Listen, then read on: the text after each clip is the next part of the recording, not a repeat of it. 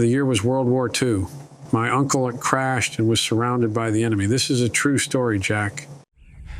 The eating of flesh for the suspension of life. What do you think of that? It's about to happen. Well, what are you guys doing? Come on. It's for the good of the group.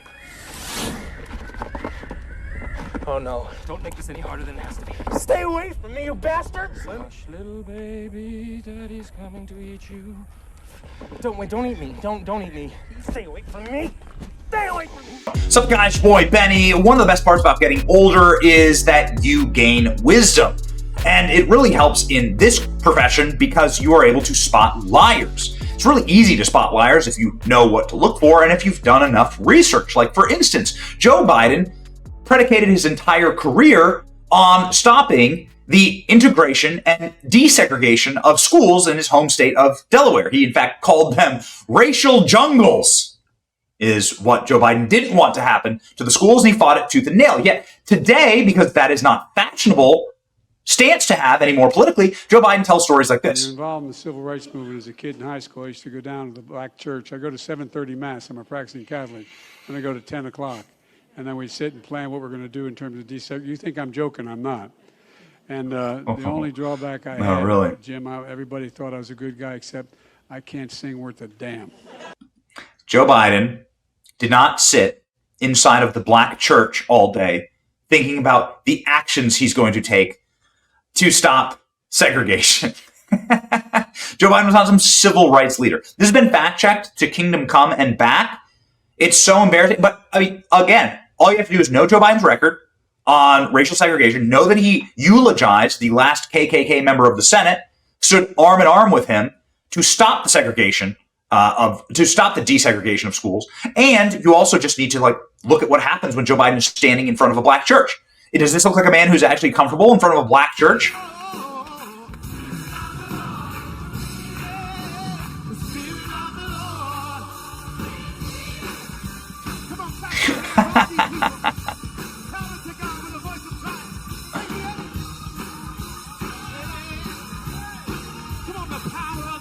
Yeah. I'm gonna call bullshit on that one. Yeah, Joe Biden, not a fan of the black church, not comfortable inside the black church. Everything he says is a lie. And Joe Biden is once again lying about members of his family and their military service and their death. There's one thing to tell a tall tale about the black church and, make up some civil rights story. And that's what Joe Biden's doing there. It's another thing lie about the death of your service member family members. Now, we've covered often on this program how Joe Biden lies about his son. Now, Joe Biden's son did sign up for the military and was deployed to Iraq. That is true. His son's name was Bo. It's also true that Bo Biden was living as the Attorney General of Delaware 10 years after his deployment, wearing a suit and tie to work, and not actively in the military, and that he died of brain tumor. And it's a tragedy, and that's, a tragedy, right? Okay, that's sad. But Joe Biden continues to tell everyone that his son died in Iraq. He continues to say, that time and time again, that his son is died in Iraq, which is one, stolen valor, and two, lying about the death of your son for political gain, which is crazy.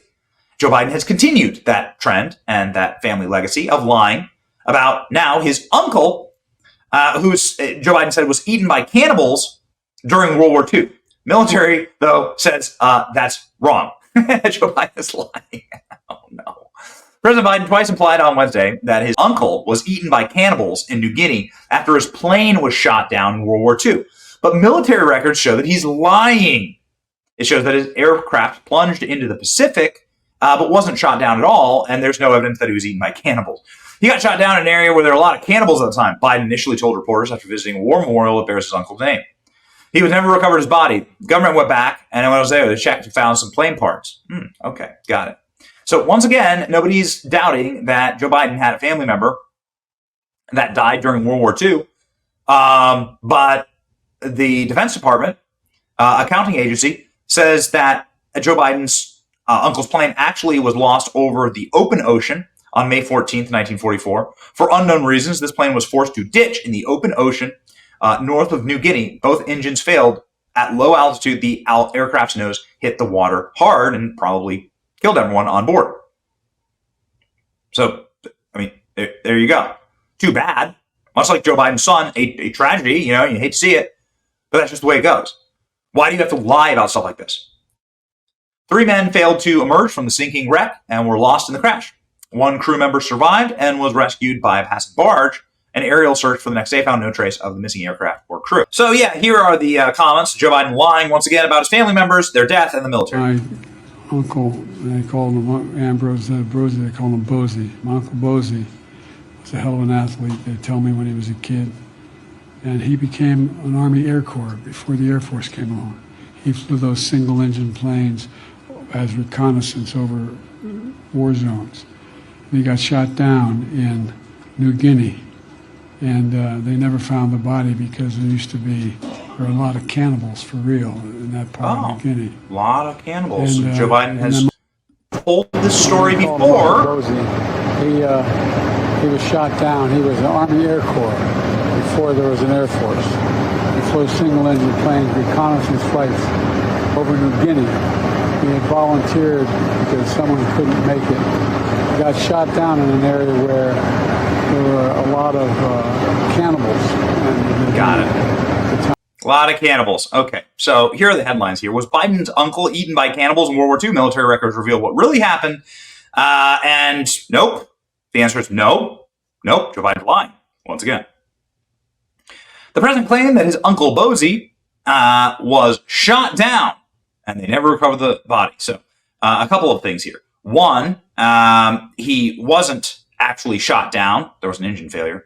2, he wasn't eaten by cannibals. He was shot down in the open ocean. And 3, well, he wasn't actually serving the American military at the time.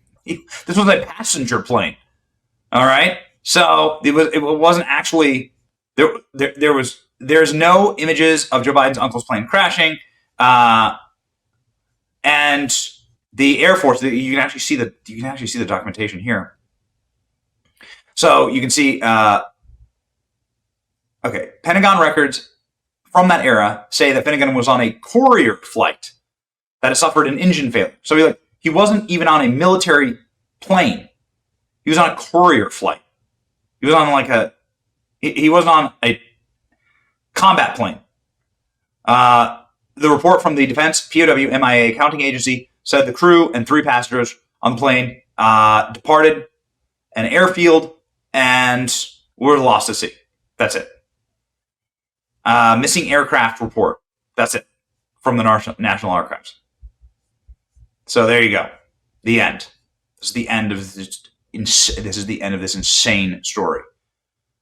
And everyone is, of course, fact-checking this. Biden tells the tallest of tales as he claims cannibals ate his uncle. U.S. President's theory. Second Lieutenant Ambrose J. Finnegan's death contradicted by official war records. Yeah, so Joe Biden's own Defense Department says he's lying. And I will say that maybe I'm thankful for this Joe Biden lie because it has created really hysterical memes.